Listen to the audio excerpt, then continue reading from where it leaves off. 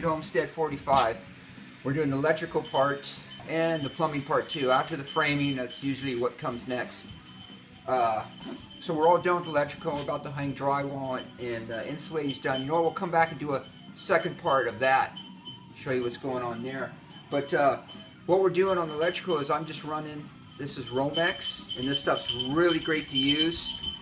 It's got like a shield, and then your wires in here, and even make special strippers for them. See how easy it comes off. And then it's got your neutral, your power, and your ground.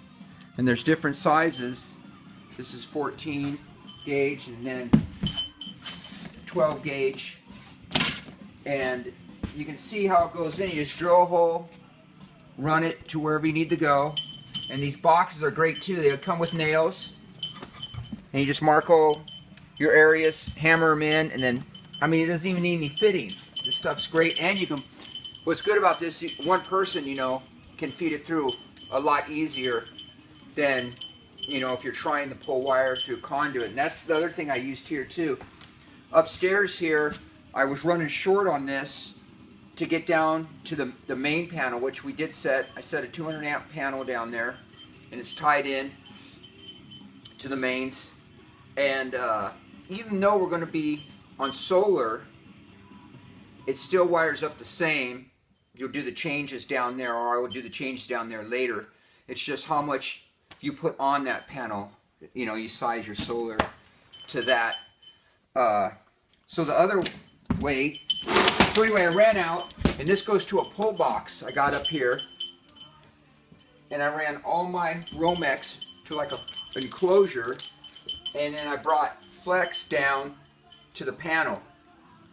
And you know, flex is just like a conduit. It's hollow, and you shove a fish tape through it, and then you pull back your wire and label everything as you go. So that takes a lot more time, but it worked out here pretty easy. And then I can access that later. You know, if something's screwed up, you can figure something up, troubleshoot it, and then you can get in there, you know, if you need spares or something, which I did run up there. Doing something new like this, it's a lot easier because you can just go through, say, okay, all these outlets are on one, these lights are on another breaker. The kitchen, where you use, you know, most of our power is going to be used up there in the kitchen because we're going to have a dairy side.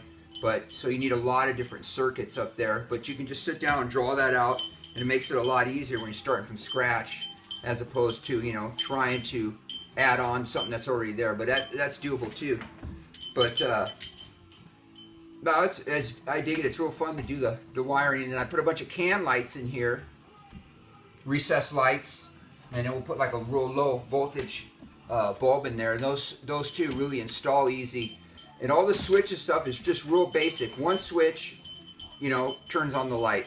I mean, I didn't put like 3 ways and you know, and stuff like that where you can go around. I just made it real basic and real simple to save on costs and not get too confusing and start scratching your head later. You know, what did you do? So yeah, man, that's where we're at on the wiring. And they have little clamps for this too. And I still need to clamp some of this flex pipe.